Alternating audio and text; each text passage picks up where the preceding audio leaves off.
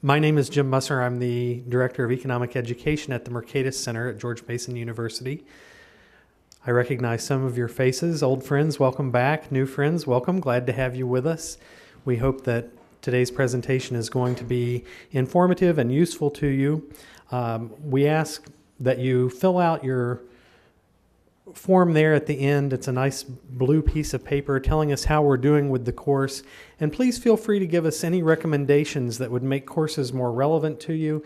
If there are course topics that you would like to suggest, please feel free to include those as well. We want these courses to be as useful to you and your work as we can possibly make them. Today's course is Challenges to Corporate Governance, Policy, and Ethical Considerations in a Time of Change. And we are delighted to have with us J.W. Verrett, a senior scholar at the Mercatus Center and an assistant professor of law at the George Mason School of Law. J.W.'s research interests include hedge funds, corporate governance, Sarbanes-Oxley, securities, state and federal regulatory jurisdictions. Professor Verrett received his J.D. and M.A. in public policy from the Harvard Law School and Harvard Kennedy School of Government, respectively. And while a law professor, J.W. served as an Olin Fellow in Law and Economics at the Harvard Program on Corporate Governance under the guidance of Professor Lucian Bubchik. Professor Verrett has also served as a law clerk for the Vice Chancellor John W. Noble of the Delaware Court of Chancery, and prior to joining the faculty at Mason, Professor Verrett was an associate in the SEC Enforcement Defense Practice Group at Skadden Arps in Washington, D.C. He'll be our first presenter today. He's joined on our panel by Mr. Joel Friedlander, a partner at Bouchard, Margolis, and Friedlander, based in Delaware. He's litigated numerous contract disputes and matters before the Delaware courts in corporate law and has been selected for inclusion in the Best Lawyers in America benchmark litigation and on the annual list of Delaware super lawyers published by Philadelphia Magazine 2007 through 2010. He holds a J.D. from the University of Pennsylvania, where he was the editor of the University of Pennsylvania Law Review and a recipient of the award in constitutional law. He currently serves as a member of the Delaware Supreme Court Rules Committee, as a member of the Board of Advisors to the University of Pennsylvania Institute of Law and Economics, and previously served on the Executive Committee of the Delaware State Bar Association as an associate member of the Delaware Board of Bar Examiners, on the editorial board of the Delaware Lawyer, and as an adjunct professor at Widener Law School. Without any further ado, we'll get the course underway. I'll turn it over to Professor Verrett.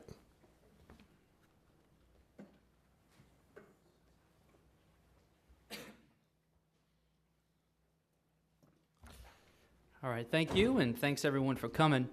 I know it's probably not what you want to. You want to have a long lunch somewhere fun during the recess, and we really appreciate you guys joining us. Today, I'm going to talk about shareholder voting and some of the issues relevant to the corporate governance provisions of the Dodd-Frank bill. I'm going to focus my comments in two directions, really. I see a lot of familiar faces from the fight, some people with battle scars from the Dodd-Frank bill who are going to be very familiar probably with these concepts. I see some folks that haven't seen before and might be new to the questions involved in shareholder voting and regulation of shareholder voting. So I'm going to have some basics for the novice, and I'm going to have some advanced stuff for the experts and for the battle weary in the room. So I'm going to talk about the sources of law governing shareholder voting and some of the basics there. I'm going to talk about some of the policy arguments behind using law to give shareholders more power over boards of directors. And then I'm going to close with the future battle lines I see in this area of law, because the issues are far from over. The battle is, I think, far from over. And so I'm going to sort of sketch some of the areas I think we'll see boards of directors making strategic moves to respond to provisions in the Dodd-Frank bill, and I'm going to talk about how I see Delaware courts, federal courts, and the stock exchanges responding to those responses, and things that we'll probably be able to fight about in years to come. So why do I find, and why should you find shareholder voting interesting? I think we'd have a little bit of interest here.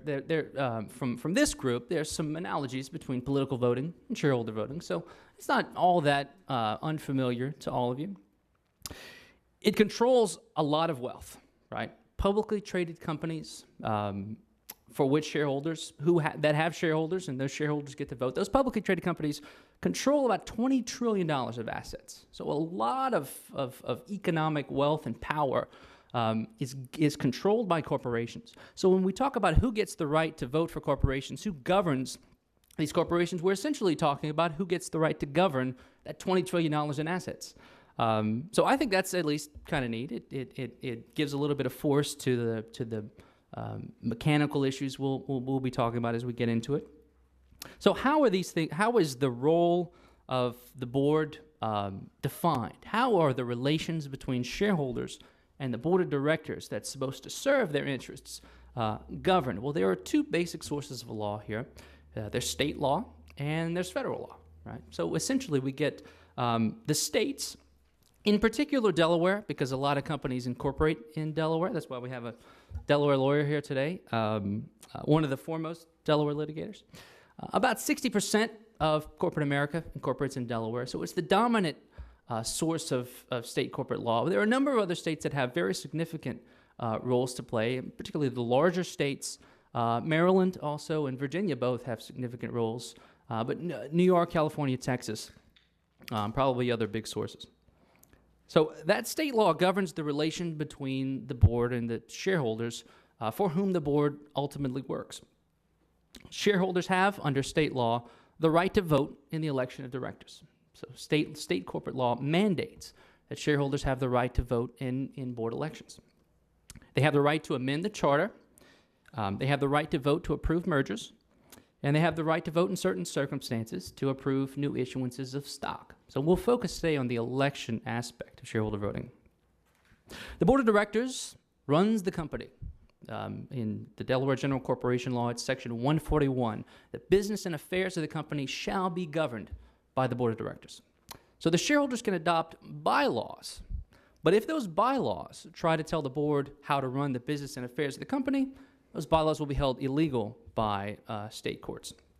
So shareholders have pushed in the past to try to adopt bylaws to change board policies, and the questions have centered around whether or not those bylaws affect the board's ability to run the company. So we've seen a new focus in the last few years on enhancing the ability of shareholders to vote and to vote for alternative slates of directors, to try to replace directors, put in directors that particular groups of shareholders think will do a better job of running the company in their own in the interest that they might have. Okay, so we see the general relation between the board and shareholders governed under state law, but onto that we have to consider federal securities laws that in some ways complement and in some ways preempt state law. Now, the general thrust of the federal securities laws began as an approach of disclosure, right? Disclose to shareholders so they can make more informed decisions about how to vote, about whether or not they want to buy those shares, whether they want to sell those shares. If you have the power to make someone disclose, you have the power to affect what they'll ultimately do. So we slowly saw the SEC go away from only a mission, I think, of disclosure into a mission of affirmative regulation of activity. And this is true in SEC regulation of the proxy voting process as much as in any other process. Now, what's a proxy? Well, we need to define that quickly. Shareholder meetings are where the annual elections take place. It's an event kind of like this, probably at maybe a posh location in a nice New York hotel. Sometimes the boards hold their annual meetings in locations that are really hard to get to because there are strategic reasons behind that. A lot of annual meetings in the Bahamas or Hawaii that are not only nice locations, but a little tough for angry shareholders to get to. So if you want to run an alternative slate of directors, if you want to challenge the board, you need to get proxies from those shareholders that are not going to be there at the meeting. And if you're going to solicit proxies, the SEC has a wide variety of rules that you have to go through, all sorts of hoops you have to jump through One of the good results of that is that you have to hire lots of lawyers if you want to solicit proxies.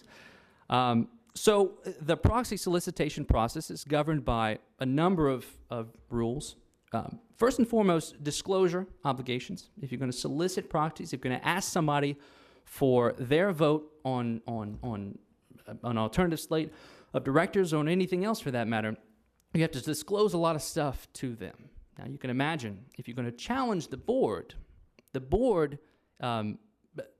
shareholders can sue, certainly other shareholders, but if you're going to challenge the board, one of the things that we almost always see happen in contested elections is the board says these challengers, they lied in their disclosure statement. So we see securities cases filed immediately to make things a little bit more uncomfortable for the challengers. So you can run your own slate of directors. You can challenge the board of directors, but you got to finance it yourself. And one of the fundamental differences between the board, the incumbents on the board running for re-election, and a challenger trying to challenge the board is the reimbursement of expenses. That's always been really the key sticking point. If you want to challenge the board, you got to finance it yourself. If you sit on the board already, the company pays the costs of the election, the costs of the proxy solicitation. If you get sued under the proxy rules for disclosure problems, the company pays the lawyers to defend you. And if you want to challenge, you got to pay your own way, and you'll only get reimbursed maybe if you win, and you get nothing if you lose. So that's given managers obviously a fundamental advantage. And the question is whether we should use law and policy and rules to change that advantage. And the Dodd-Frank bill changes that dynamic in many ways, but I don't think it closes the argument, it closes the battle for good. I think there's a lot of room for strategic behavior post Dodd-Frank, and I think some of the experts might pique your interest with some of those questions. Also, the ability of shareholders to communicate with each other is limited significantly by the federal securities laws. There are some exceptions. You can talk to 10 shareholders, basically, and it won't be considered a general proxy solicitation. That'll get you to about 20-30% of the vote at many companies, but it won't get you to a majority. You probably need to file proxy materials and hire lawyers to do it if you really want to win a majority. Okay, so if shareholders don't go to the meetings, they have to give proxies to solicitors. If you solicit a vote, you have to give a proxy, not only deliver a proxy to that individual, but file it with the SEC as well. Challengers have to self-finance. There's also the costs of mailing, right, which is not inexpensive. There's the cost of getting the word out. You probably need to take an ad out in the Wall Street Journal saying, these bums are doing a bad job, let's kick them out. That's expensive. Many shares are held in street name. Now, this is a fairly complicated concept for everybody to understand. I don't think anybody really knows how to change the mechanics of the voting process completely. It's not really prepared for contested elections right now, and I think the next step for the SEC is going to be to change the way voting is done. Right now, if you buy a share, let's say you go on E-Trade, you buy a share of stock in GE, you don't actually, you never get a share certificate delivered in the mail to you, right? In fact, E-Trade doesn't hold a share certificate on your behalf. There's an institution called SEED, the Depository Trust Corporation, that holds those shares. E-Trade, or whatever broker E-Trade is using, has pays SEED to hold those actual physical shares, and they have an account with SEED that lets them know their net position with SEED. Sometimes those accounts are sub-segregated, sometimes they are not. Then E-Trade, when it does a deal with you to sell you a share, is going to make a notation in its ledger. You bought a share, someone else sold the share. They're going to show a net position, but there's no one share of stock that you actually own. There's no physical share of stock that is yours, that exists somewhere. So you can imagine that makes counting the votes very difficult. Right? It makes counting votes difficult because maybe you get the proxy and you vote it. Maybe maybe you've designated your broker as the person to actually get the statement, and then the broker votes it for you according to directions that you give the broker. One of the things I think we'll see going forward is an attempt by boards of directors to make it easier for shareholders to give brokers instructions about how to vote for them, because brokers tend to vote with managers. They don't tend to vote with challengers. It's just not worth it to them, and they do a lot more business with managers than they do with challengers. So that's a a bias we tend to see in broker voting on behalf of shareholders. So I think that'll be one of the battle lines sort of going forward. In addition to just fundamental reform of how the voting process works, because I mean, if you thought counting votes in Bush v. Gore was problematic, right? It's much worse here. There's systematic overvoting and undervoting all over the place. It's just that we haven't had many contested elections thus far, so nobody's really cared. But now that we're going to see a lot more contested elections after Dodd-Frank, I think we're going to see people taking note of all the fundamental problems with the underlying proxy voting process. E-proxy is a new change that the SEC instituted recently to make it easier to deliver proxy materials. Now you can basically, rather than sending the full proxy materials through the mail, you can, as a shareholder, you can designate to receive them by email. Initially, it was thought that this would increase retail voting rates, sort of mom and pop shareholder voting rates. It had the unintended consequence of actually decreasing retail shareholder voting rates. Nobody really knows why that is, but a lot of retirees vote their shares, and maybe a lot of retirees don't know how to, had trouble maybe getting voting done. So a number of corporate governance advocates were initially in favor of e-proxy and then now have gone against e-proxy or feel that we need to reform the way e-proxy works to make it easier for maybe computer illiterate folks to vote their shares. So that's another issue going forward. I think we'll see a lot of talk about. So elections are annual. Elections for seats on the board are annual elections, but about half of all publicly traded companies have staggered boards. A staggered board means that a third of the board basically runs every year. This is intended as an anti-hostile takeover defense. It's a lot harder to take over the company through a contested proxy solicitation if you can't win a majority of seats on the board right away. You got to wait another year before you can get a majority, and then you got to, whatever financing you're using to do this is going to have to wait another year. And bankers who are financing these kind of really risky hostile acquisitions don't want to wait, that long. So staggered boards have been a device used to prevent hostile takeovers. Now they're also going to relate to proxy access as well. So when we talk about the SEC's most recent proposal on proxy access, we'll consider that and how that fits in. But I think one of the results of Dodd-Frank will be that we'll see boards were slowly de-staggering. So right now it's about half of publicly traded companies that are staggered. The other half aren't. The other half run every year. The whole board runs every year.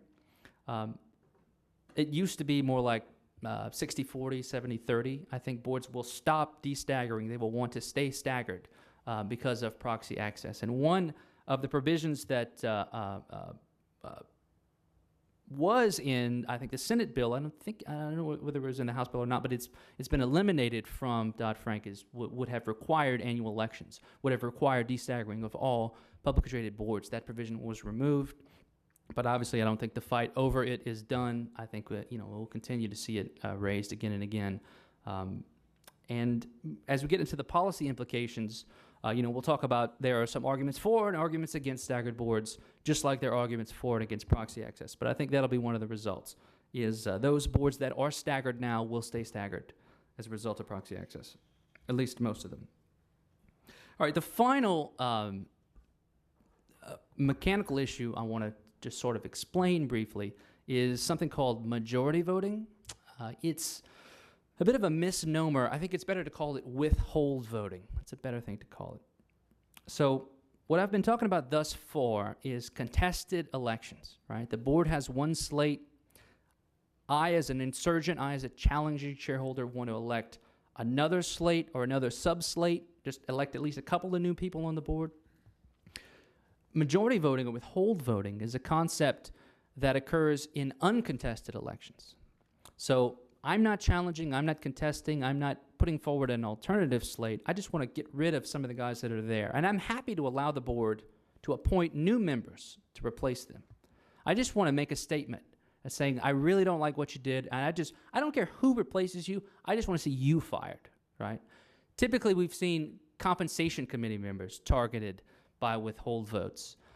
We saw Michael Eisner targeted by a withhold vote that was this close to being successful, and under the current way we count broker votes would have been majority withhold vote against Michael Eisner.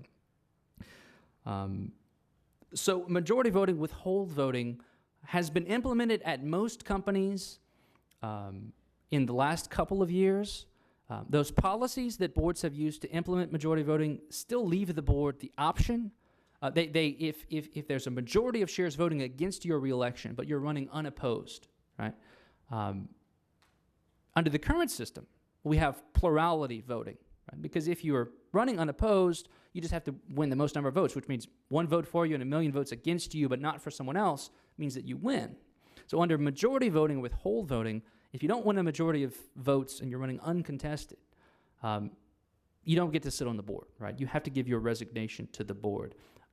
The way most boards have adopted majority voting, the board has the option to decline to accept your resignation. Then they have to explain to the shareholders why that is. That's not enough for the institutional investor community isn't happy with that compromise. And so one of the things they pushed for in Dodd-Frank was mandatory majority voting. So all boards would have to, depending on how it was discussed, accept resignations or not. That provision was also removed. So what we're left with still now is majority voting that's essentially going to be implemented by boards, if at all, and not all companies have to have it. So I think it's another thing that we'll continue to see a fight about that almost made its way into this bill, but ultimately did not. All right, so that's the basics. Let's talk a little bit about politics and interest groups, which I think is fun. I think everybody here probably likes that as much as me, right? So who are the institutions that care about this? This is maybe not necessarily what you'd always hear in a CLE, but this location I think is unique. And I think in order to understand the law and the changes in the law that we've already seen and the changes in the law we will see in the future, I think you got to know the institutional groups, the interest groups that drive the law. I think it's vital to appropriate understanding. So we have first boards of directors. Well, obviously their interest is in maintaining their position, and the skeptical argument would be they just want to make a lot of money and not have to do much and not take too much risk. The trusting argument would be this would be a big distraction for them to have to run contested elections. They already have lots of governing mechanisms to deal with, like the fact that shareholders can sell their shares if they don't like the company, then the value of the company will go down and the value of their options will go down. Nobody will lend to them if they're a bad company and a bad board. Nobody will do business with them if they're a bad company and a bad board. So probably a little bit of both is ultimately true at the end of the day. Mutual funds own a lot of shares, not very interested in corporate governance reform. On one side, you might say, well, they're not interested because it's not going to really have an effect on shareholder value. The skeptics would tell you mutual funds don't do it because they get a lot of 401k business from companies, and so they don't want to poison the waters, poison the well. If they challenge companies' boards, they don't think those companies will place 401k business with those mutual funds.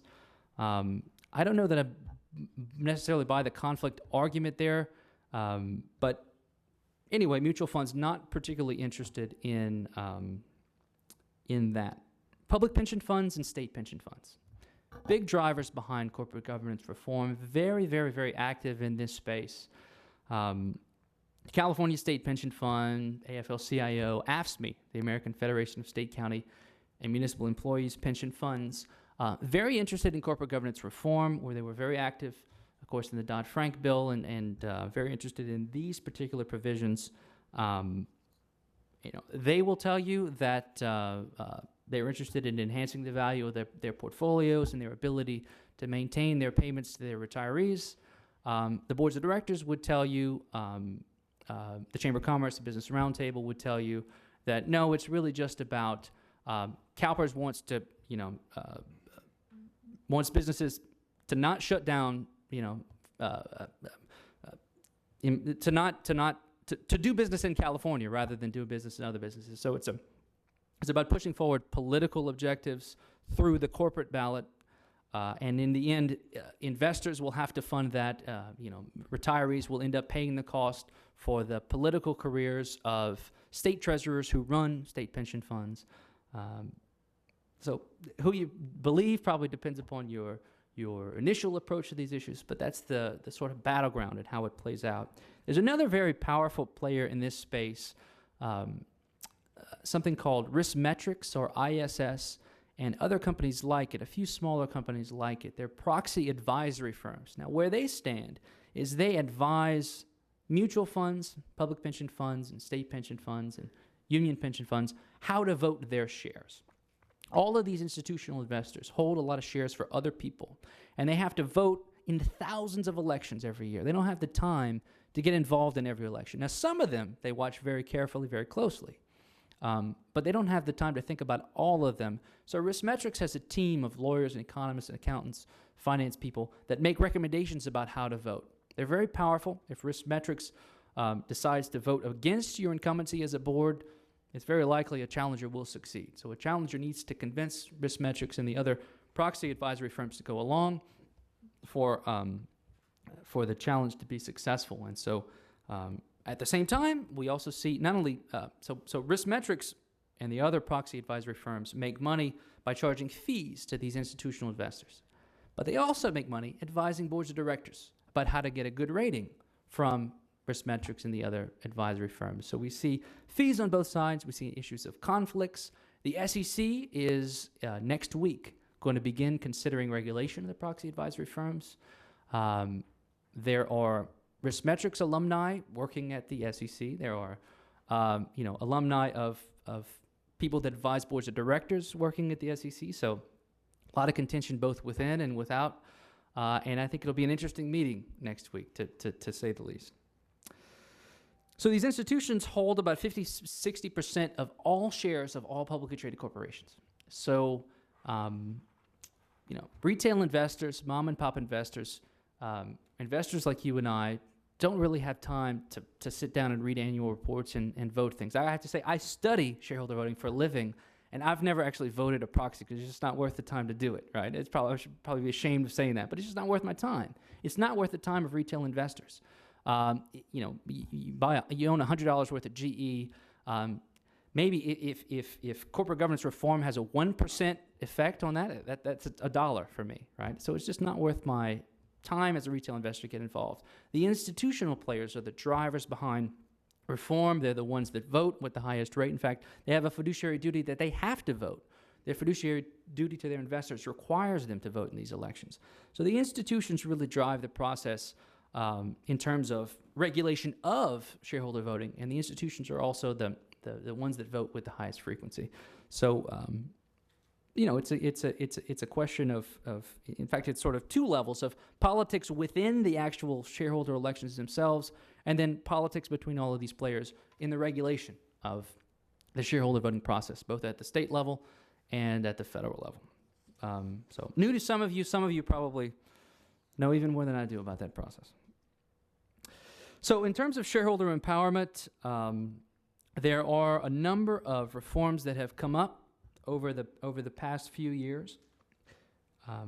The SEC has considered making it easier for shareholders to put nominees onto the company ballot that the company pays for some time. The SEC is now on its third proposal to consider it. The SEC was worried it might not have the legal authority to do so, however. So it sought enabling language that we now see in Dodd-Frank that permits the SEC to allow shareholders to put nominees onto the company ballot that the company pays for. This will make it a lot easier to run contested elections because now you don't have to pay for the costs of mailing out, proxy filings.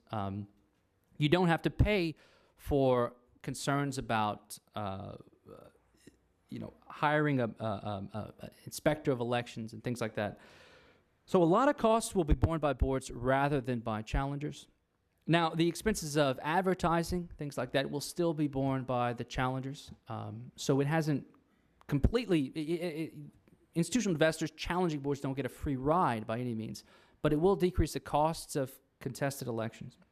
So that provision is now in Dodd-Frank.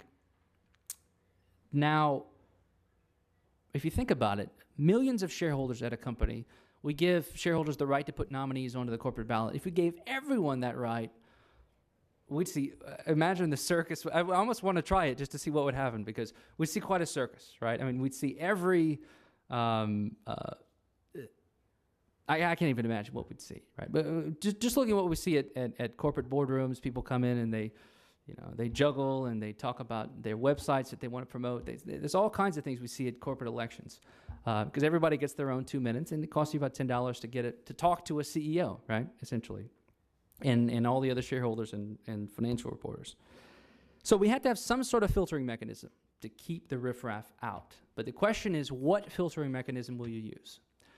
And truly, some of them really are riffraff. Yeah. Shareholder ownership requirements have been a feature of all of the SEC's proposals. Triggering requirements have been a feature of some of the SEC's proposals. The Dodd-Frank enabling language is not specific on what sort of trigger is required, but the SEC's most recent proposal that will probably inform how the SEC uses this enabling language had a 1% ownership requirement for companies of over $750 million in market cap. 1% share ownership requirement. Now, how many shareholders are going to be able to get to 1%? At the typical company of that size, at least 10 or 15. 10 or 15 shareholders will be able to do that. Under the SEC's most recent rules proposal, you could put forward basically about a quarter or a third of the board in terms of insurgent nominees. No more. And you could never put more than that on a board. So you can't take control of the board. You can only put a minority of nominees onto the corporate ballot and eventually onto the board. Now, if you got 10 or 15 people who can put their nominee on, which one of them gets to do it? Well, under the last rules proposal the SEC had, they had a first-come, first-served nomination process. The first shareholder to nominate would get their nominee on, and then nobody else could get their nominee onto the corporate ballot. They could still run their own contested solicitation with their own ballot, but nobody else could put nominees onto the corporate ballot. That was one of the provisions of the SEC rules proposal that was most controversial in the comment letters. There were tens of thousands of comment letters on this, and that was one of the provisions that was most controversial. So I think we'll probably see the SEC revisit that, reconsider that. I don't know how else you could do it that would be more, they have to consider efficiency and equity and all sorts of considerations as they make those rules. I don't know any way to do it that's easier. It's a very sticky problem. But the SEC will have to come up with something, right? Now, they had a 1% trigger last time. There was talk at the last minute during the negotiations of a 5% ownership requirement. And I guess some of you were around for that, right? At 5% ownership, for most large companies, there aren't really any shareholders that would have been able to nominate. It would have been much, much rare. So I think a 5% trigger kills nominations at most companies most of the time for larger companies. A 1% makes it fairly easy. There's some discussion in media reports, although I can't confirm or deny this, that the SEC is talking about a 3% trigger. Possibly when it revisits this. I don't know whether that will happen or not, but I think it's telling that in the Council of Institutional Investors policy statement on this, who represents a lot of pension funds and mutual funds, the CII supports a 3% trigger. So if that's any indication, if interest group forces pushing on the SEC is any indication, I think they can sometimes tell us some idea of how the SEC will move. A 3% trigger might be a possibility.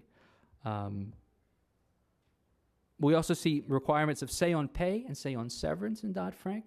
Now, this is an advisory vote, very different from all the stuff we've been discussing. Say on pay and say on severance gives the shareholders the option to, gives the shareholders the ability every 3 years or fewer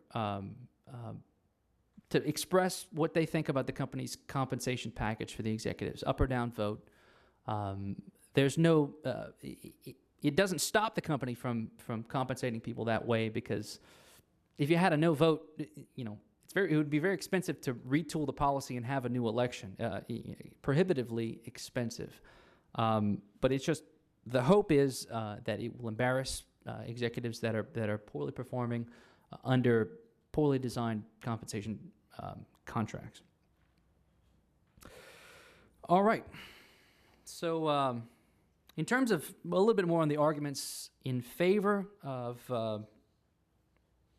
the status quo, in favor of no change, arguments in favor of reform. Shareholders, again, suffer from collective action problems. They have trouble having the rational incentive to get involved. So we should make it easier for shareholders to remove and replace boards of directors. There's a thought that maybe boards of directors would be more cautious in risk management. Maybe they'd be more cautious, and that's sort of the tie-in to the financial crisis. They'd be more cautious about executive compensation. So there are efficiency arguments and there are equity arguments too that are put forward by proponents of reform of the voting system.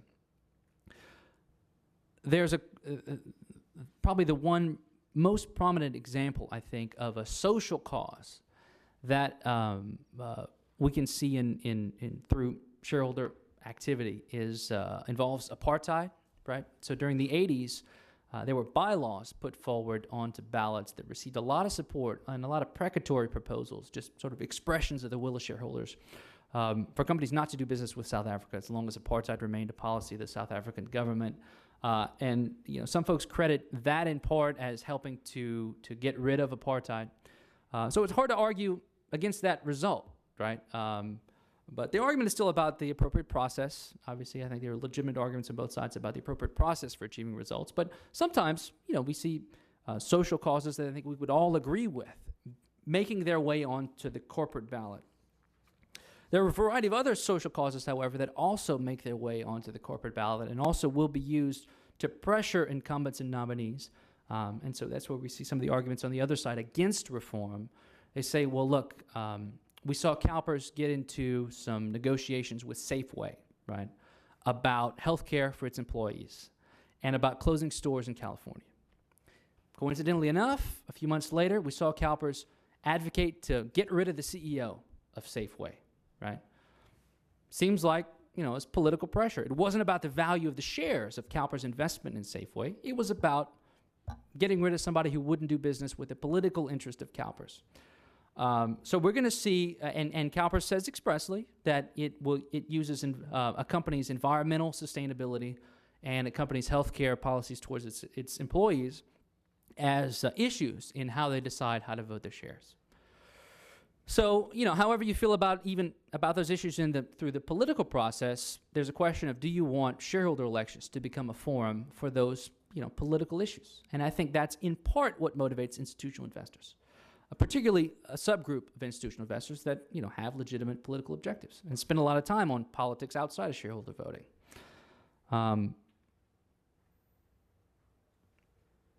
Another thing to consider is that when we see contested elections, most of the time boards and shareholders don't go all the way to the final election. So we don't really know what happens. A deal gets negotiated in advance. The overwhelming majority of elections that are initially getting contested get resolved before the actual election. A deal is done. We don't really know a lot about the deal that was made. So if there are conflicts, we won't necessarily see them in advance. And I think I'm probably equally suspicious of institutional investors and boards of directors. I think they'll be more than happy to collude together at the expense of retail shareholders. So I think that's one possibility, one legitimate argument against. There are certainly legitimate arguments about problems with the status quo as well. And finally, of course, too, there's the issue of hedge funds getting involved. I don't think hedge funds are really interested in putting nominees onto the corporate ballot. They tend to already finance their own contested elections, but they might use this as well to facilitate their operations. And hedge funds will say, we make companies run more efficiently. We go in, we rattle the saber, we change the way things are done. And the boards will say, no, they're just short-term thinkers. They just want to raid the corporate treasury. They want a quick share buyback. They want a quick stock dividend, and then they want to move on.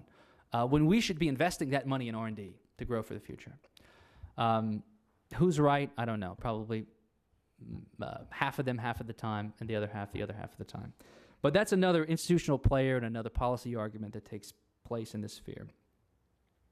All right, so proxy access is included in the Dodd-Frank bill, authorizing the SEC to issue a proxy access rule. say on pay and say on severance. A similar advisory vote on the severance package of executives is included. So what are the future battle lines in this debate? I don't think this is anywhere near over. I think there's a lot of room under state law for boards to engage in strategic behavior to make it difficult for companies to nominate alternative slates. For example, the SEC rules aren't very clear about how you have to design the ballot. There are some things you have to have there. You have to have certain provisions. You have to have certain disclosure about the nominees. But you can redesign how the vote is counted. You don't necessarily have to have, vote for a nominee and that's it. You could have proportional voting. You could have cumulative voting. You can change the way shares are voted. You can change the way elections are counted. You can have instantaneous runoffs where you would rank your nominees. And we'd assume you voted for number one in the first sort of round, and then we would recount and assume you'd vote for we'd have a runoff with some of the winners and assume you'd vote for your number two choice if your number one choice was no longer in the runoff, right? You can do that under the current SEC rules. It'd be complicated, it'd be hard to do, but it would allow for a sort of runoff, instantaneous runoff, so to speak. You can't do a real runoff because you'd have to do 2 rounds of solicitations, and that would double the cost of the proxy fight. And no board, or I think no investor would really want to do it. But you could have an instantaneously determined runoff with ranking, with ordinal ranking. That's just my crazy academic idea, but I think it could work.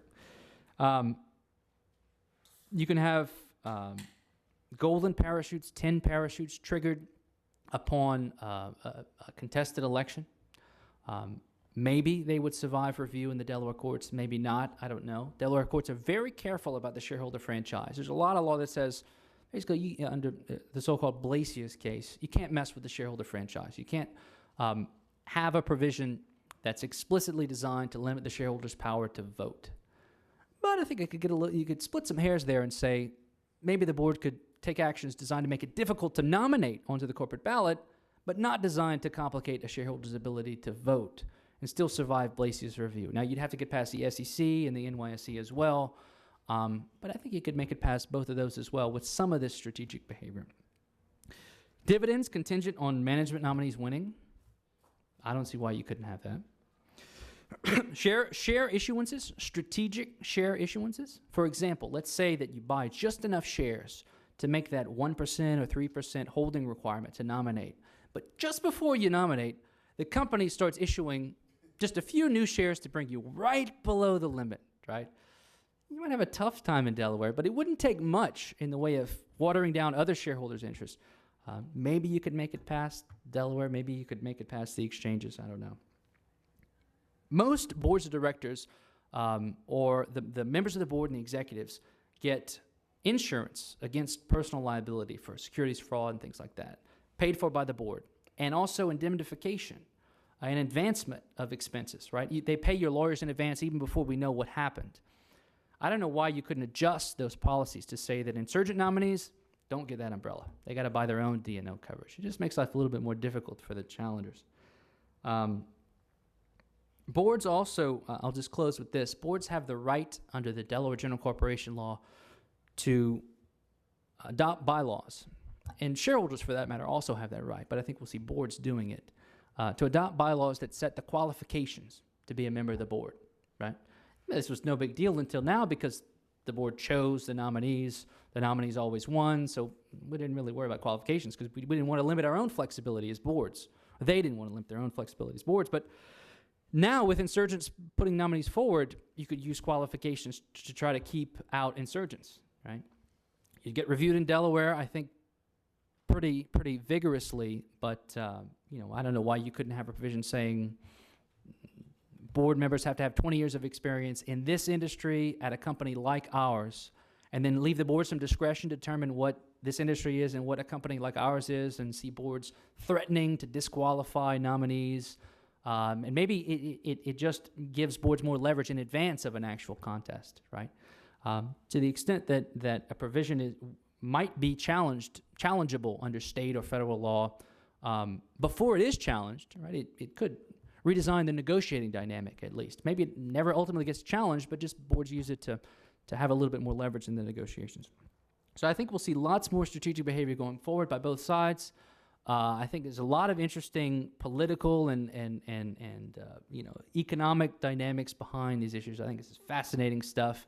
So I hope I've at least kept you entertained for the last 45 minutes. And then I'm going to turn it over to my colleague, Joel Friedlander, who actually knows something about Delaware law. He's actually practices Delaware law rather than just reads articles about it all day long. So he's an expert Delaware litigator. He's been in the trenches, doing deals and fighting over deals in the Delaware courts and in federal courts. So I'm glad he can be here to actually back me up and teach us something about state corporate law. And thanks for your attention. And I'll look forward to your questions at the end.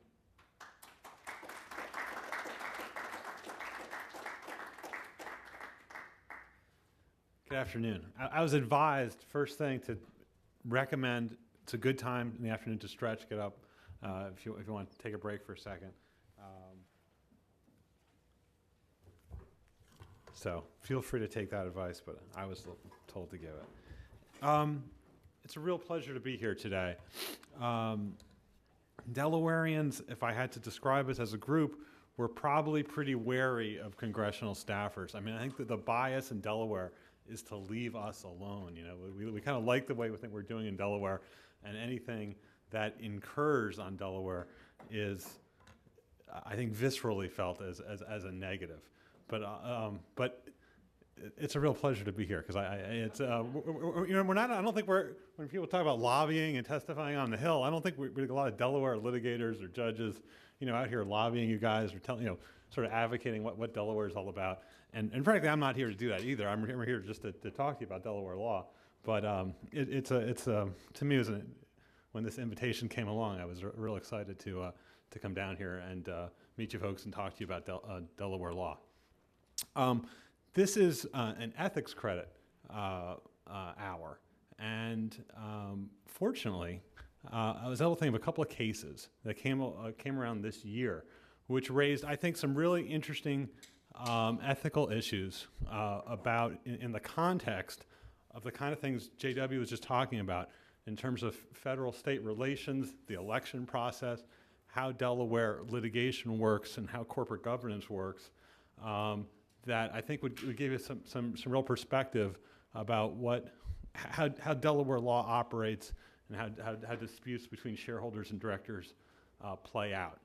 So those two cases that we're going to talk about and the issues here are in your materials. One of them, I litigated San Antonio and Fire and Police Pension Fund versus Amlin Pharmaceuticals. And the second case, I'm going to start with a caveat. It's called In Re Revlon Inc.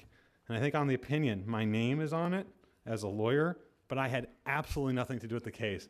And I told one of my partners, well, how did my name get on this opinion? I had nothing to do with the case whatsoever. I have no insights into it whatsoever. I'm not speaking about any inside role there, but just basically some of the issues raised by the opinion. But let me jump in and talk about Amlin to start. And because it plays off what JW was talking about in terms of contested elections. It came about because of a really interesting situation that arose a year ago. Amlin Pharmaceuticals is a company with a couple of $1 billion market cap. It's involved in looking for cures for diabetes. It's an R&D kind of company. And it had two major stockholders who were, for whatever reasons, very disenchanted with the way the company was being operated. One of them was this 12% stockholder called Eastbourne, a hedge fund, which was not an activist investor, but had been in the company, I think, for a while.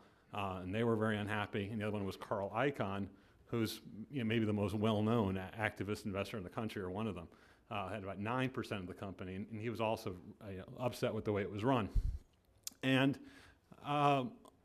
under the bylaws of the company, which are very common, if you want to run a slate of directors at the next annual meeting, you have to give advance notice to the company, say 120 days in advance of the meeting. So January 30th of last year, both Icahn and Eastbourne independently put up names of people that they were thinking of running at the election. And This is a company with a 12-person board, comes up for, all the directors are up for election each year. So we don't have these issues about staggered boards, we don't have the issues about proxy access or 1%, 5%. These are two big stockholders, and they each put up their slates. And they each put up, on this 12-person board, they each nominated 5 directors. And you might say to yourself, if you're really unhappy, why would you only put up 5 out of 12? And they each put up 5. And the reason is, or the big reason is because if you look at this company, you look through their public filings, and you look through their debt instruments, they had in their convertible notes, the $700 million worth of notes, had a provision in there saying that if a majority of new directors are elected who aren't approved by the incumbents, all the notes become immediately due and payable. And and for this company, in this point in time, that was a big deal because you have $700 million face value of notes, a company that has not been performing well. Those notes aren't trading at $1 at par. They're only worth in the marketplace, working off memory or just guessing, say 60 cents on the dollar. So let's say you have $700 million of notes, they're only worth about, say, $400 million. But under this provision, you elect a majority of new directors, all those note holders could say, I want my money back at par. I want $700 million back. And the company also had a loan agreement for $140 million, same provision, or similar provision, saying majority new directors get elected, we get to call our loans back, and you got to pay us off. So immediately, within a couple of days, some of the people in the financial press were looking at this, or a couple of the investment banks were keeping track of these things and putting out notes saying, oh my gosh, we have 2 separate investors now who are each putting up 5. Neither one of them wanted to trigger these provisions. But since they were each running 5 slates, 5 directors on their slates, you had a possibility that 10 could get elected. So if stockholders voted for a majority of new directors, it would be financial suicide for the company. People note saying the company, the stockholder value would literally be wiped out. The bondholders would end up owning the company. The company doesn't have the means just to write checks, it's all back to its lender saying, here are your notes at par, here's your loan at par. Which really means, in the real world, since that wouldn't happen, is that people aren't going to vote for the slate of directors because they're not going to take the risk of triggering it. And it actually gets exaggerated because you don't know how other people are going to vote. So if you think, I'm just going to vote for these 5, but who knows how many other people will vote for those. So the risk that you might have 6 turnover out of 12 would mean that you really wouldn't vote for any of them. And all of a sudden you have this very potent defense to a proxy fight that came along. Now, I'd gotten a call by an arbitrager in New York, which was looking at this investment, asked me to look into it, and told me about this problem. And I called a friend of mine at one of the larger plaintiff litigation firms and told him, I said, hey, do you know anybody who might want to bring a lawsuit about this? And basically he said, well, let me check out and talk to the people at the San Antonio Fire and Police Pension Fund.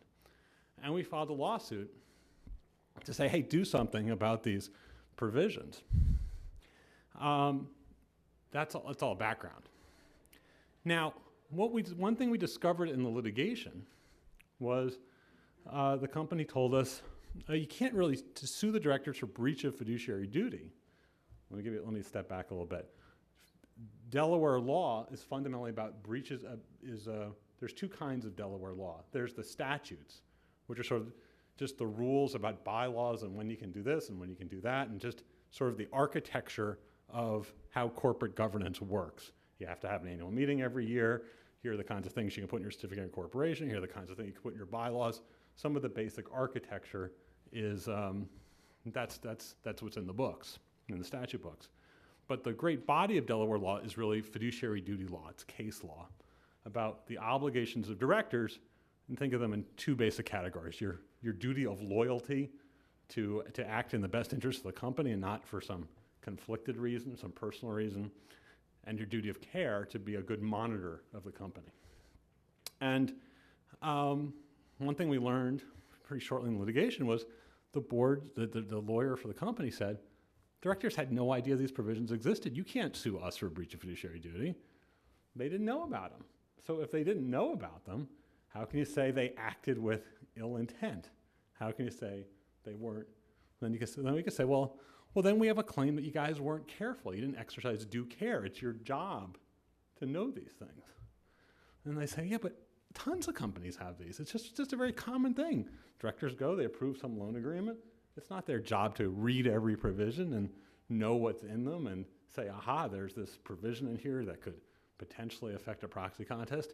How can you get liability against a director for approving a loan agreement? That's very common, that hundreds of companies have these provisions in their loans.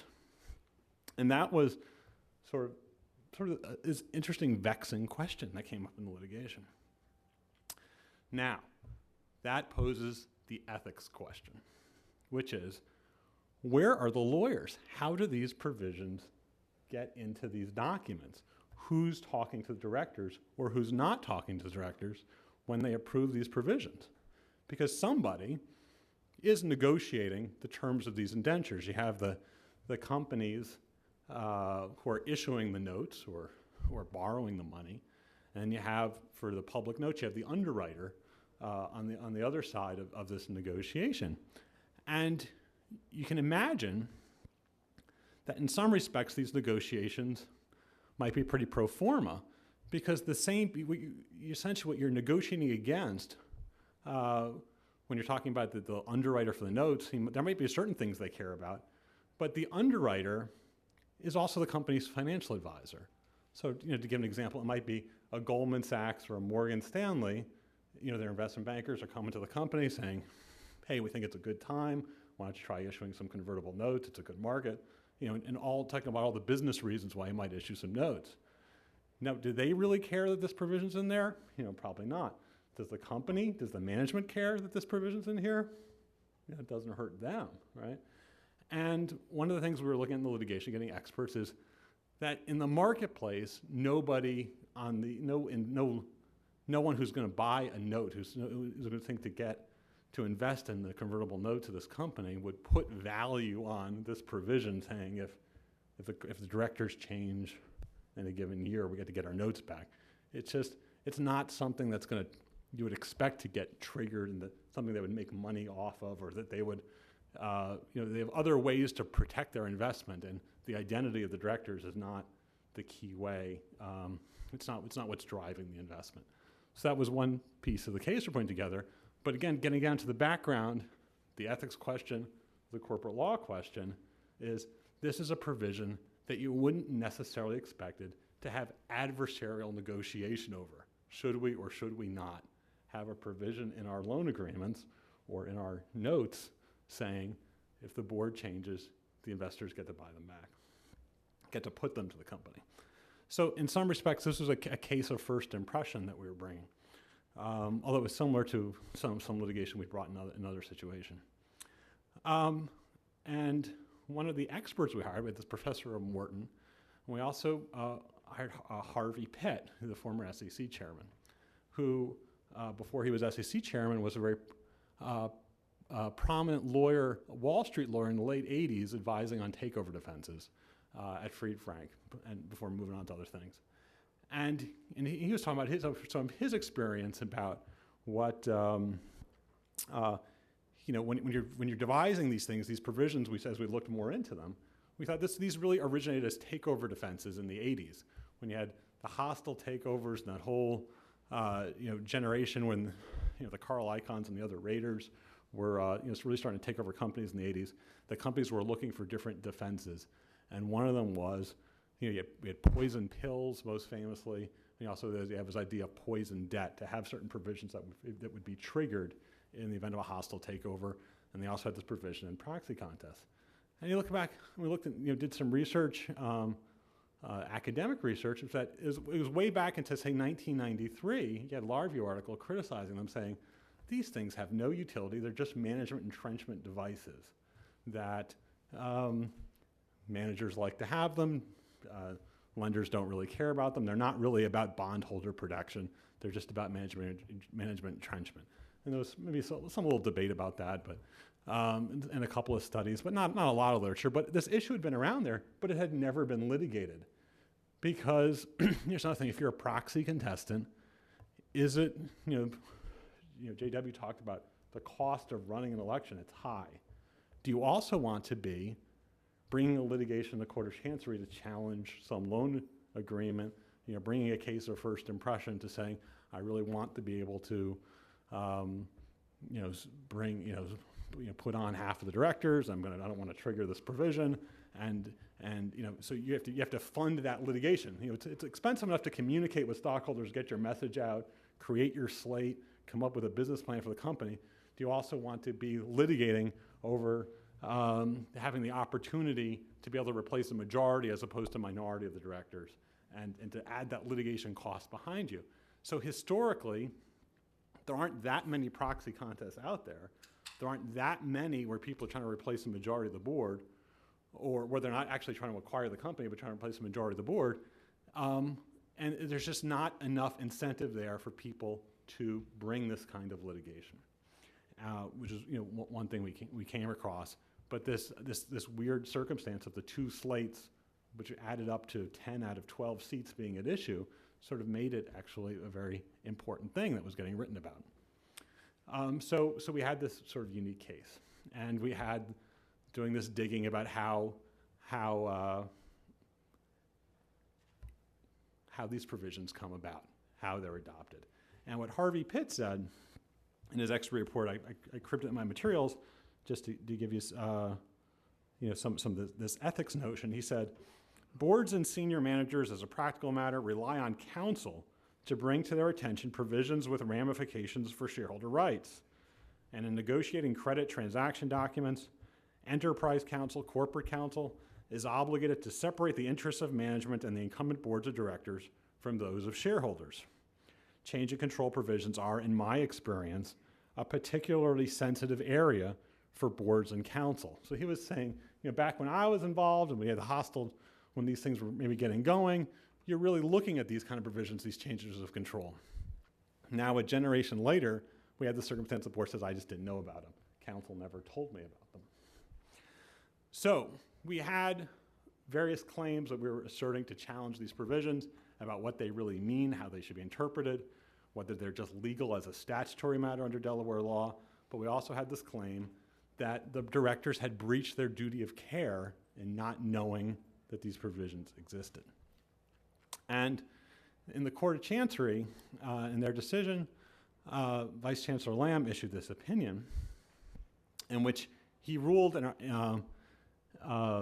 basically he was giving an interpretation of the provision which allowed the incumbent boards to make this provision go away, to disable it, to cleanse the new nominees by saying that they're approving them, that could approve the new directors, because it's only if directors are not improved, if new directors are not approved by the incumbents, that this provision can get triggered. So one of the issues was, can you approve the people you're running against? So you're saying nasty things about them in your solicitation materials, and this was and the indenture trustee came into the litigation to say, well, if you're going to campaign against these people, you can't approve them, and therefore you can't avail yourself of this right to disable this provision. This is another case of issue of first impression that had never been litigated. What does this kind of provision even mean? How does it work? The loan agreement didn't even have this approval concept because couldn't approve for the bank debt. So Vice Chancellor Lamb sort of rules in our favor, but gives us kind of mushy standard about when you can or can't approve, and then reaches this question: well, did the directors breach their fiduciary duties in allowing this provision to exist without knowing about it? And he wrote, this is the materials, I'll just quote a few lines here. He says, this case does highlight the troubling reality that corporations and their counsel routinely negotiate contract terms that may, in some circumstances, impinge on the free exercise of the stockholder franchise. In the context of the negotiation of a debt instrument, this is particularly troubling for two reasons.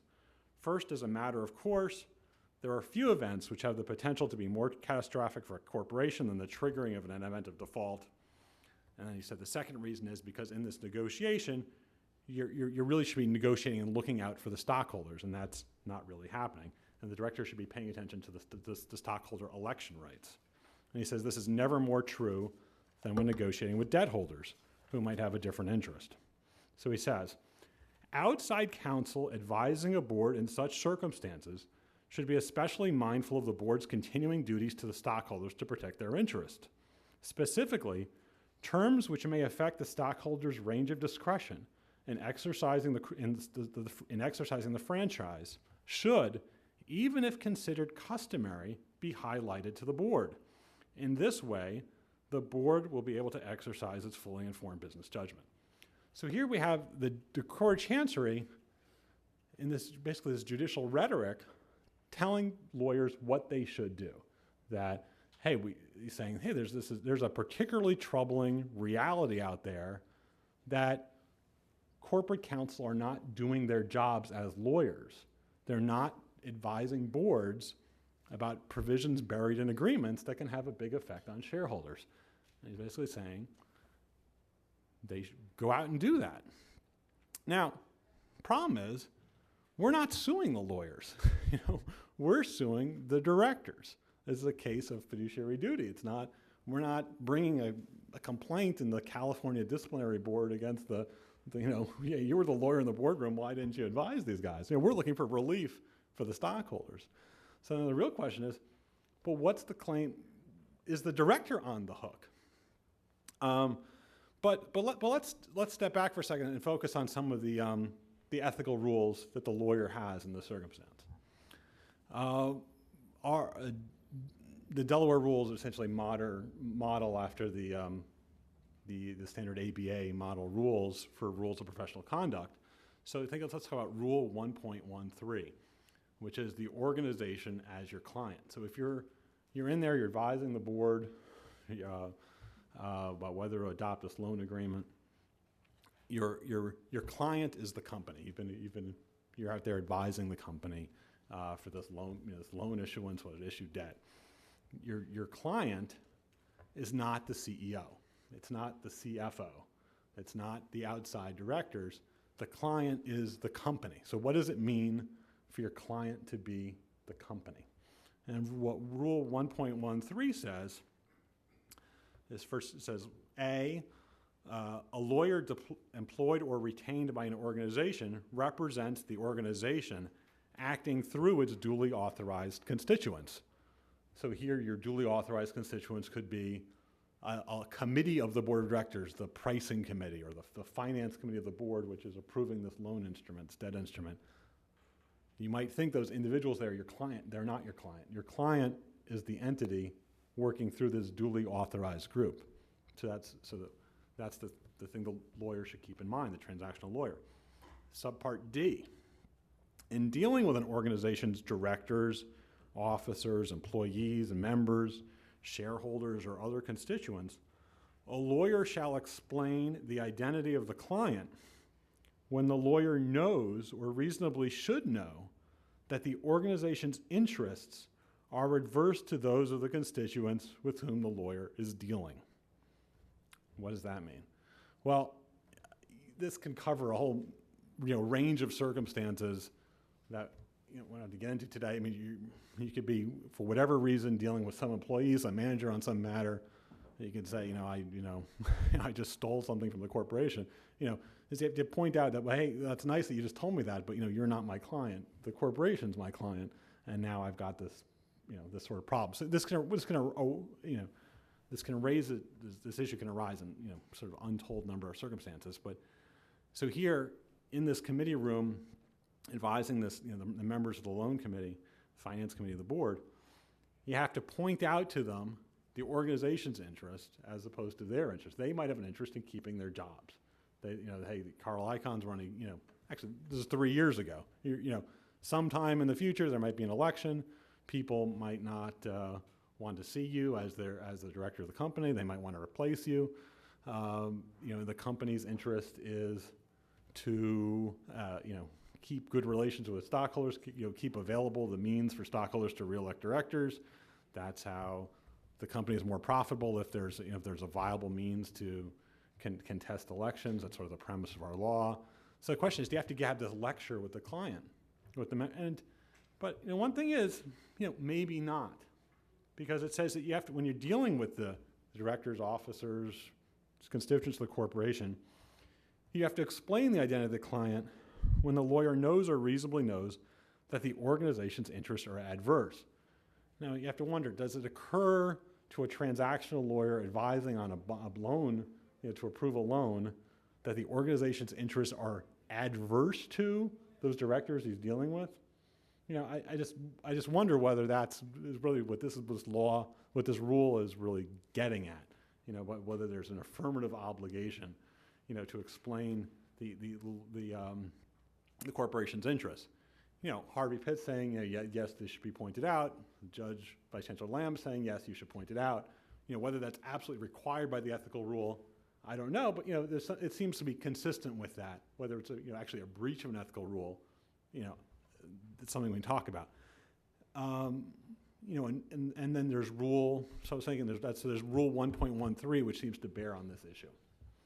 And then I was talking also maybe thinking of rule 1.4, communication with your client, where a lawyer shall explain a matter to the extent reasonably necessary to permit the client to make informed decisions regarding the representation.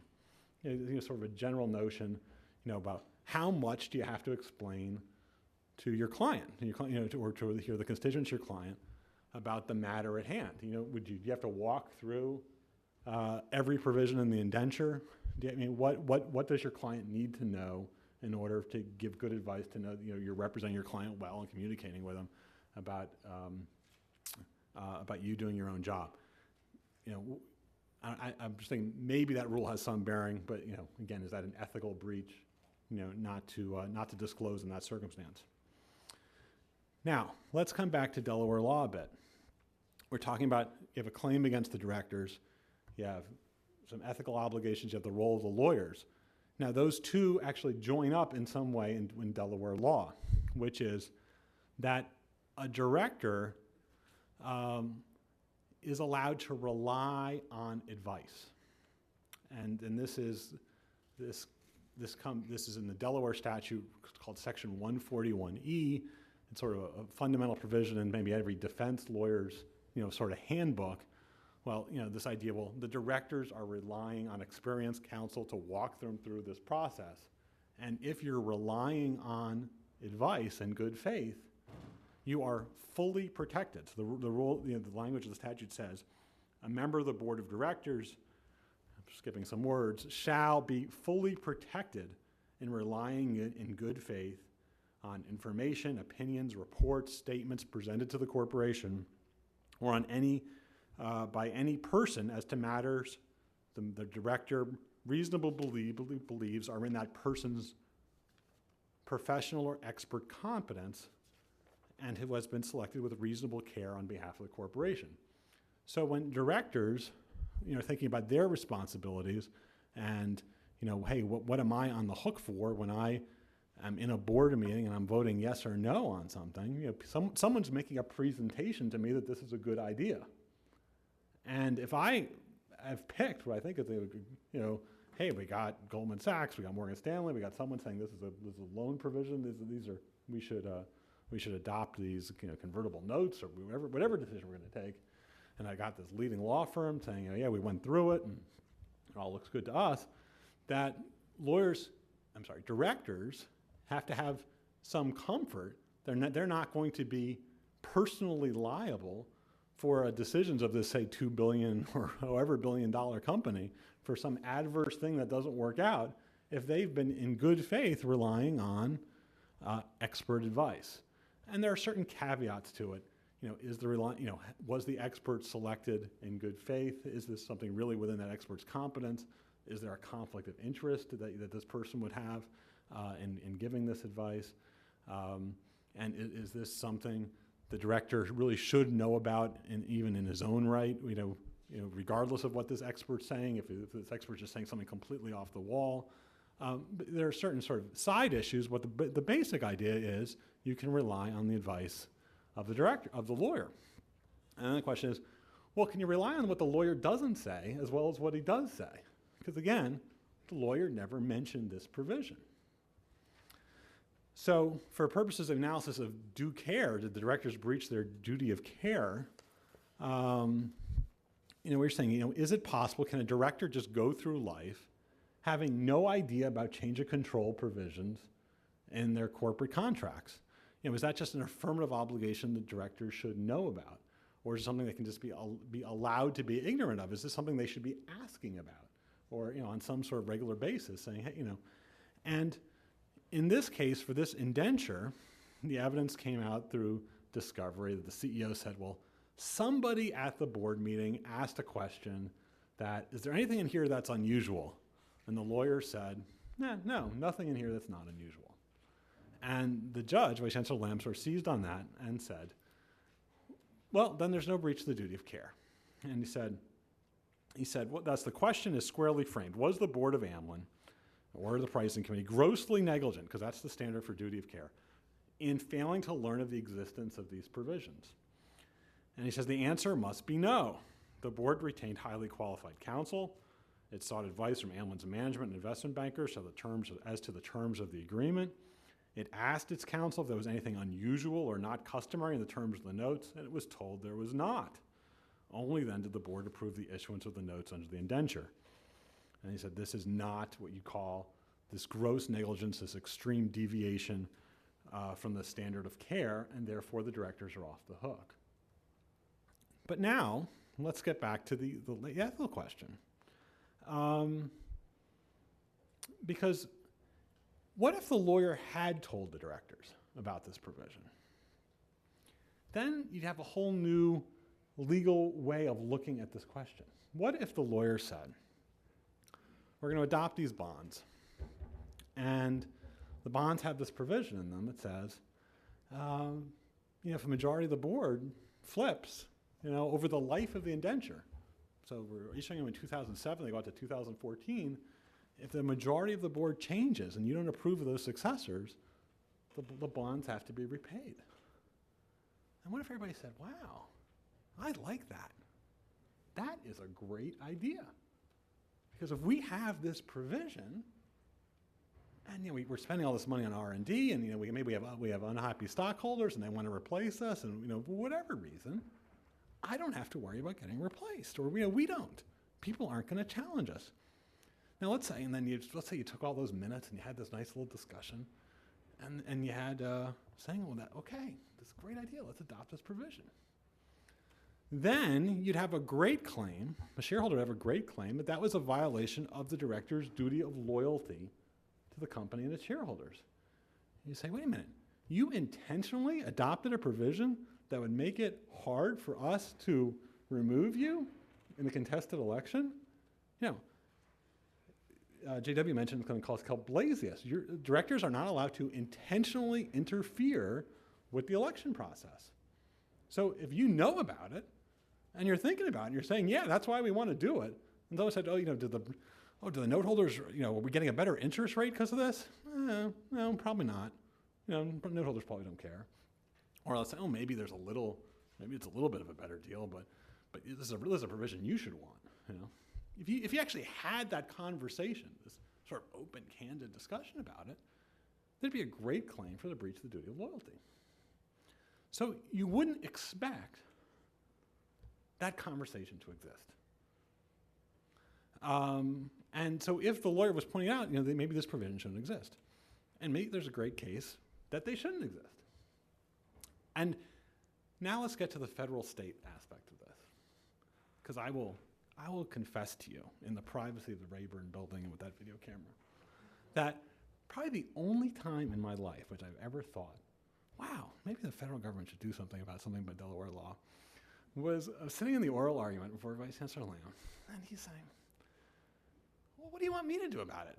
There's no regulation out there saying we can't have these contracts. What power do I have as a judge applying the common law, duty of care, duty of loyalty, just to go strike down this provision? If it, as he said, the directors, they hired expert counsel. Where's my authority to say they've breached their fiduciary duties? Because there wasn't this discussion about, this is a great way to keep from being reelected. That's not what the facts of the case were. And so instead, we see this judicial decision talking about this particular troubling reality. And he did interpret the provision to allow the board to disable it. And he pointed out, he said, well, if I adopted the trustee's interpretation of the indenture, then we'd really have this incredible, this really public policy nightmare. He didn't say nightmare, but he said very troubling public policy that maybe couldn't replace directors. And for that, so we actually talked about that in his opinion, saying, well, that's one reason why I'm not adopting the trustee's interpretation of this provision, because if it did, this would raise all sorts of issues about whether this provision in the contract is contrary to public policy and should just be invalid actually under a Delaware statute, and whether it could be just stricken. But if the board really has the ability to do something about it, to approve the people that they're recommending not get elected. So, Icon has his slate of directors, Eastbourne has its slate of directors. The incumbents are saying, it's a disaster for the stockholders. Do not elect these folks. They just have bad ideas for how to run this company. And you can just imagine, some of the arguments that these are, whatever. They really don't understand our business. They really want to, their ideas for saving money don't make sense. Their ideas of selling the company don't make any sense at this point in time. It's just a really bad idea to elect these guys. But he's saying, but I'll approve them for purposes of this indenture, but they can be approved. And the judge had this caveat, as long as you actually think they're going to damage, actually harm the company, the board can disable this provision. And I think that was his way of, finding an avenue under Delaware law and under contract interpretation to avoid this public policy problem. But nonetheless, you had this deterrent nonetheless. It only arose because of this freakish occurrence of the two slates that this issue ever got litigated. This was the first time a provision like this had ever been interpreted. And these provisions have been around for 20 years. So you do have this deterrent, and Eastbourne and Icon, they were like this mini version of proxy access. They went to the SEC a year ago, I guess a year and a half ago, and got special permission to use the same proxy card. Eastbourne and Icon, under the company's poison pill, were not allowed to talk to each other because they didn't want to go above a certain threshold. They each had whatever percent they had. They weren't allowed to, take it as a given, they weren't allowed to talk to each other. They got special permission from the SEC to have their slates listed on a single card. And in asking for permission to do that, Eastbourne told the SEC, we only put up a minority of slates because of these provisions in the loan agreements and in the indenture saying we're not allowed to put up a majority. So, again, this was a deterrent to putting up those slates. It's a provision that's been around for a long time. And there's a lot of it, not really any incentive for anybody to litigate over it. And yet, there was a problem, and as the Vice Chancellor observed, it would seem to be a very common problem. Lots of companies had these provisions. Maybe they shouldn't exist. And that's where I was getting back to my thought, well, someone here with a stroke of a pen, but it's not the kind of thing, we can talk about all the pluses and minuses. If the Congress decided they could just, rewrite corporate governance, on their own and get rid of all, common law adjudication and all those larger issues. But I was saying the thought came across my mind for that one time. And that's how this issue was resolved. Now, the funny thing was, let's get back to the ethics component of this. So we took the case on appeal, and one of the issues on appeal, and we can tell the procedure of it, one of the issues on appeal was this due care ruling. And because we also had this issue as to the credit agreement, which didn't have this approval out to it. So they were locked in, to having to repay the loan if the majority of the directors were put in place. And we said, aha, they're a due care problem. How can you put yourself in this position? And the position where the CEO says, the first time I knew about this provision was when I read this, where it was, this Morgan Stanley note or this Lazard note saying, if a majority of directors get elected, the stockholder value is wiped out. The company would just, the bondholders end up owning the company. Saying it just can't be, and Vice Chancellor Lamb referred to the shock value of this notion, but he said, sorry, it's not a duty of care claim, but it does seem to have shock value. But again, there's something funny going on. This, about how does Delaware law address this? And the Delaware Supreme Court affirmed, and this is what they said in a footnote.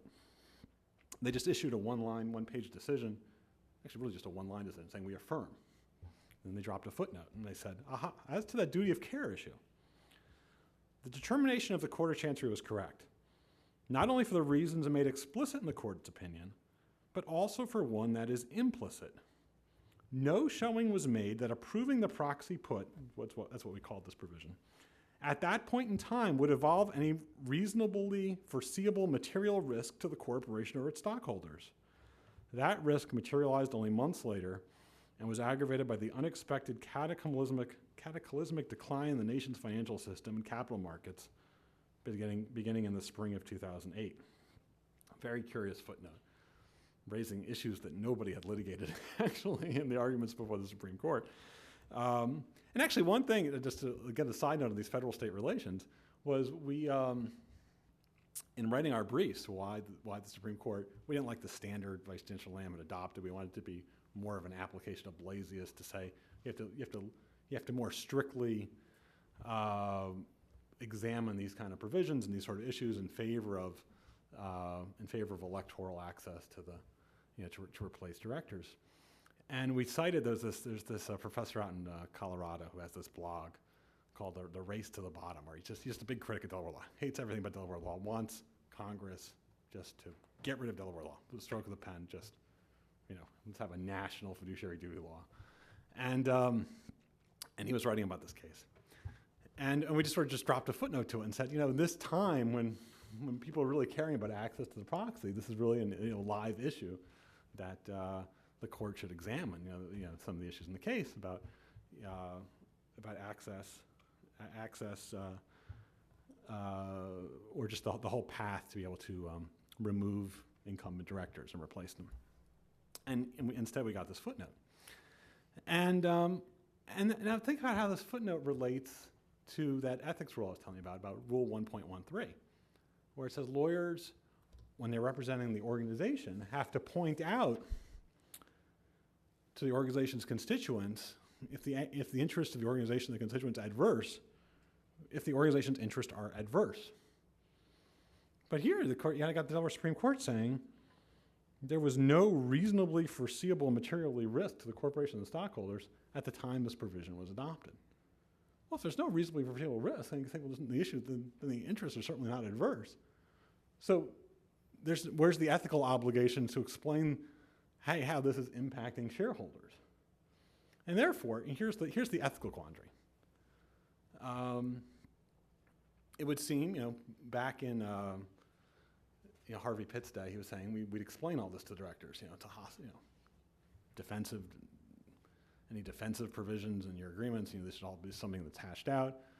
To fast forward to 2007, particularly troubling reality, these are routine provisions that are out there all the time and nobody apparently tells the boards about them. Do you tell the directors? Because now you got the opinion of the Court of Chancery saying, yes, lawyers should be out there telling directors so the directors can exercise informed judgment in making a decision. And you're thinking, well, okay, that's one thing to do, but if I tell them, maybe they don't, in whose interest am I acting by pointing this out? Do I have any ethical obligation to tell them? If there's no reasonably foreseeable risk, that, according to the Delaware Supreme Court, there's no reasonably foreseeable risk. The interests are not adverse. And if I do tell them, as we said before, if we actually have this whole big discussion about this, maybe I'm just setting up my client, the people I'm advising, people paying my bills, that you're just walking into this duty of loyalty problem, that you're acting intentionally to disenfranchise stockholders. So I think that's the ethical issue that's sort of raised by this opinion is, and I don't know what corporate practitioners are doing. I'm the litigator in Delaware. I'm not the loan agreement transactional lawyer. I think it's an interesting question. This opinion's now out there. I don't know if people are really how aware they are of this footnote in the Delaware Supreme Court opinion, but the Chancery opinion is out there, and these things get written about in blogs and law firm updates and things like that. Are lawyers doing more? Are they explaining these provisions, and are these provisions still around, or to what extent?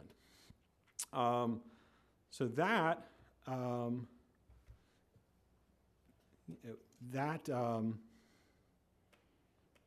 So you say if you want to zealously represent your client, why raise the issue at all? is this something I have to do?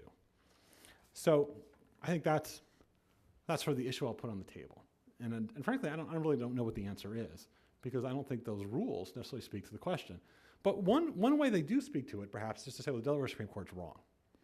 And the reason why they could be wrong is, when they say there's no reasonably foreseeable risk, you can say, well, how can that be? Why does this provision exist, except for there could be a situation in the future when someone wants to elect new directors, not the incumbents, they want to put in new directors. When does that happen? Well, usually it happens when the company's not performing well, right? The company's making a lot of money, profitable, found a cure for diabetes or whatever, stock price is zooming up, you're not going to have a lot of demands to replace the directors. So, but if the R&D is falling flat and things are, the company's just not performing and they seem to be squandering cash, and someone wants to take a new look at it and say, why don't you, get bought by this other company, the stock price can be down. That's when these convertible notes, you'd think, would be trading way below par. And that's when you would expect them to have this provision to have its bite.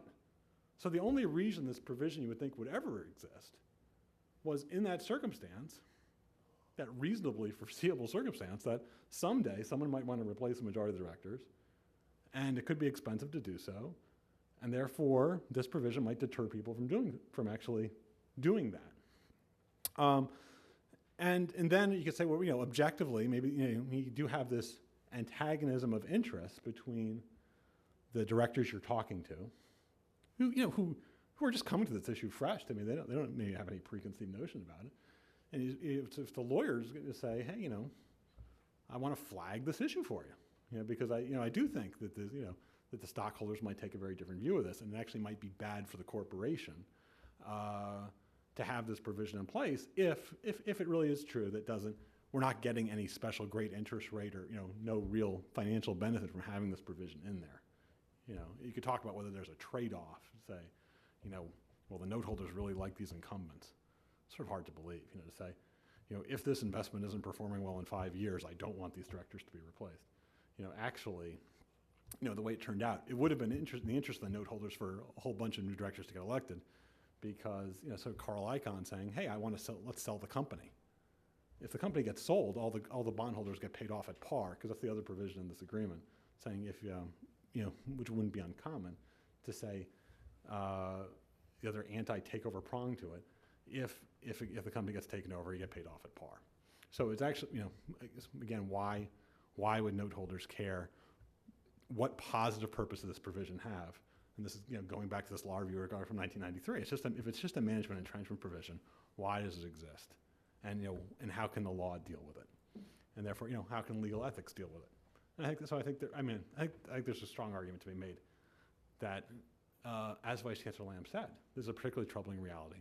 Lawyers should speak up, and then directors can make an informed decision. Well, why?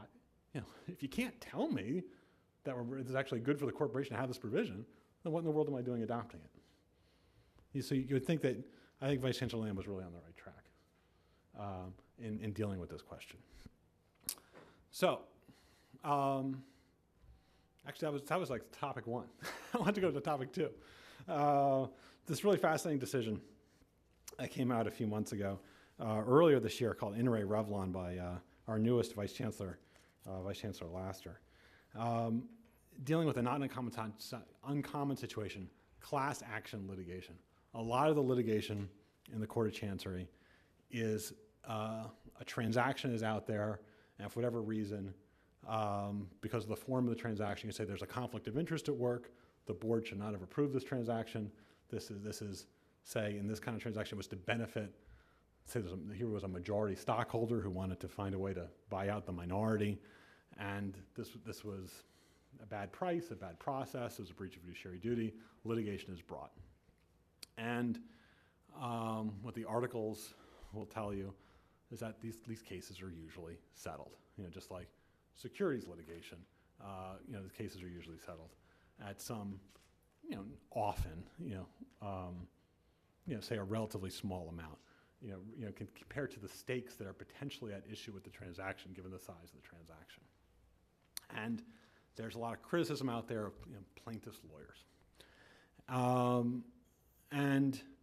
a particular type of plaintiff's lawyer, which are, and this is, as Vice Chancellor Lasser discussed, and he calls them, this is probably the first time there's ever been the judicial opinion, he calls them pilgrims. He says, he's leaning on his experience as a recent lawyer on the defense side. He says, pilgrims are early settlers, which is someone who files a lawsuit and then wants to settle it. And he's talking about the phenomenon of plaintiff's lawyers who bring lots and lots of cases.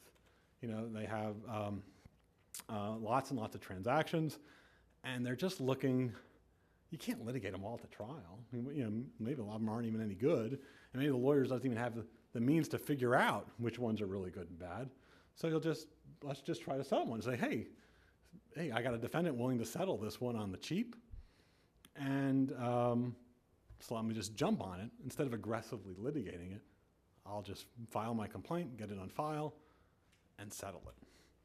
And I thought really the easiest way to deal with this was if they write materials. I just concluded some of the quotes that Vice Chancellor Lasser had in his opinion, where he just lambasted the plaintiff's lawyers for really just doing nothing to vigorously litigate this case, and just sort of just going through the motions of not even going through the motion, not filing discovery, not forget taking this to trial or briefing it, not even making a document request. Just a transaction is evolving. They're sort of on the scene, saying that let's tweak it, let's do this and that, and that'll be good enough, and I can settle it. Again, remember my caveat initially, my name's on the opinion, I had no involvement, and not only do I have no involvement, since we do have a client in the case, I really have no inside information. I'm really not speaking about this transaction in particular or anything that I have any basis to criticize other than what's in the opinion itself. But the Vice Chancellor Lasser is saying, look, this is a problematic transaction. We're on the defense side in this case. But they're saying this is a problematic transaction. It would have received judicial scrutiny of a higher order. Different kinds of transactions get reviewed with different levels of scrutiny, depending on what kind of a transaction they are. Saying here you have a majority stockholder who wants to take out the minority. This would become under entire fairness scrutiny, which would be the strictest kind of scrutiny the Delaware courts apply, where they, instead of the business judgment rule saying, well, let's defer as long as the directors have any reasonable basis for doing what they're doing, we'll step back, we don't make business decisions. This is a different universe we're in. When a controlling stockholder is buying out the minority in this particular transaction posture, this is entire fairness, where the courts actually substantively look at, is the price fair, is the process fair, and because we can't trust the directors and the circumstance to get it right because of the conflict of interests that are in play. So he's saying this is a framework, again, to all sorts of issues about the burden of proof and whatnot, but this would be entire fairness review. And he had a plaintiff's lawyer who just wasn't doing anything to actually litigate the case, instead just settling it. And and then sort of, as the Vice Chancellor said, magnifying his own role in the settlement to justify, said, because of what I did, this transaction was changed to make it better. And Vice Chancellor Lasser saying, there's a stipulation on file. What's done is a memorandum of understanding. Then it will ultimately get turned into a settlement agreement. People are arguing. You need court supervision to settle these cases. You can't just bring a class action and reach a deal with the defendant and get paid and go home. You have to go through the courts.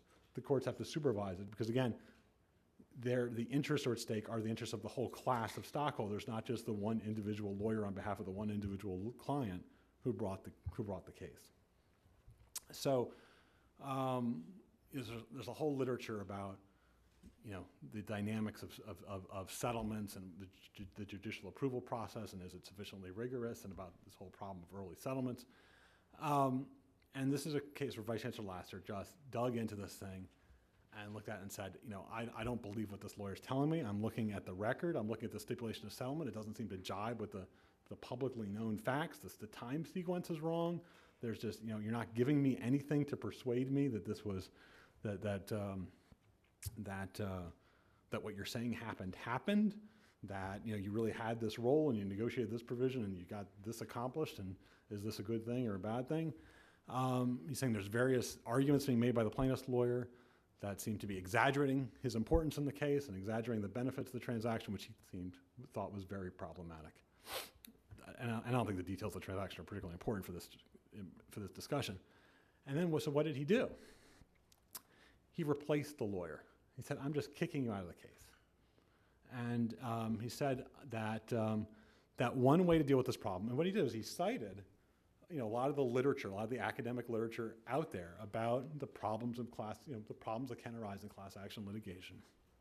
And about this whole problem of early settlers, which he calls pilgrims. And this is a bit of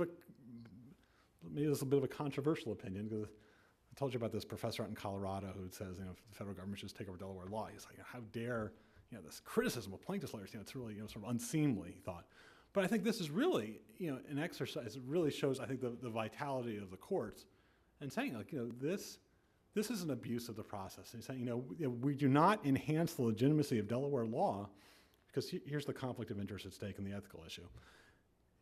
Of course, you have an obligation to be candid with the court, and also you have an obligation to vigorously represent your client and provide adequate representation to the class.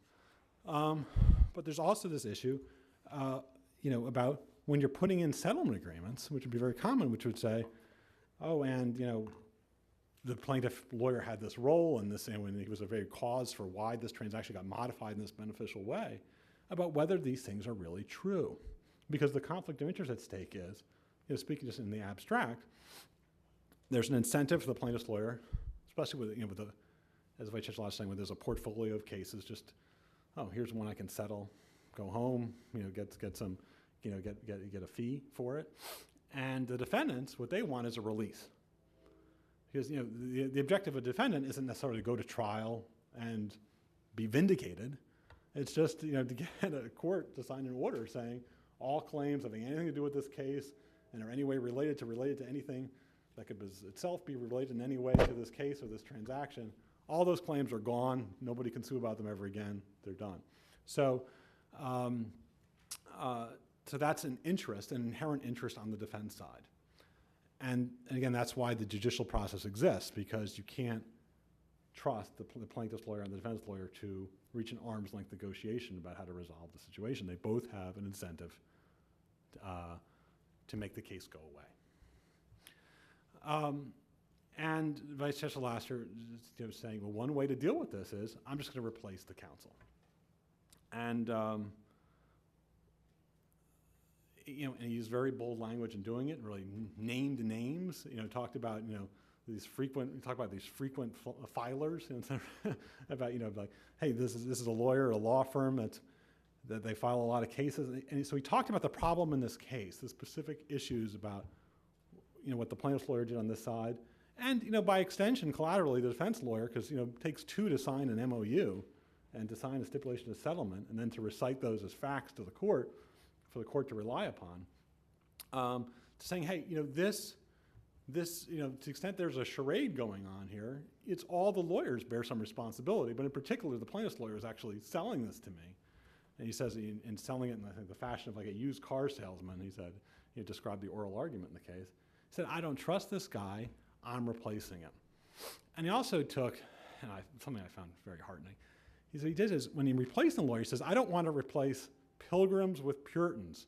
I don't want to just find another early settler type to come in and take over this case. So he said this, well, there's one of the objectors here is Delaware counsel and another New York counsel that Delaware counsel working with says, I'm going to pick this guy, the Delaware lawyer, who I know, who's built a lot of reputational capital with the court, who represents, doesn't just have this portfolio of cases, and I'm going to put him in charge and of this case.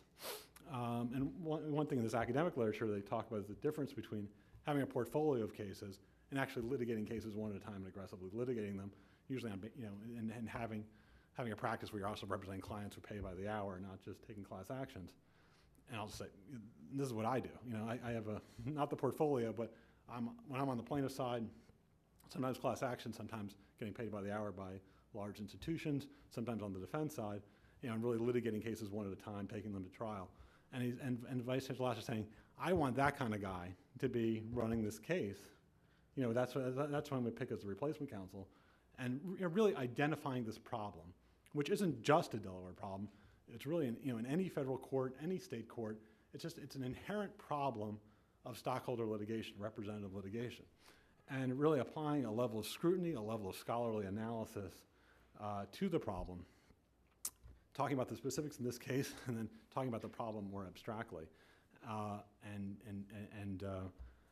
dealing with it. Now, is my time? Are we sort of? Okay, I was worried about having too much, not having enough to say. I have more to say. I won't say it. I'll just conclude right here. And I think we have a little time for questions. But it's been a pleasure.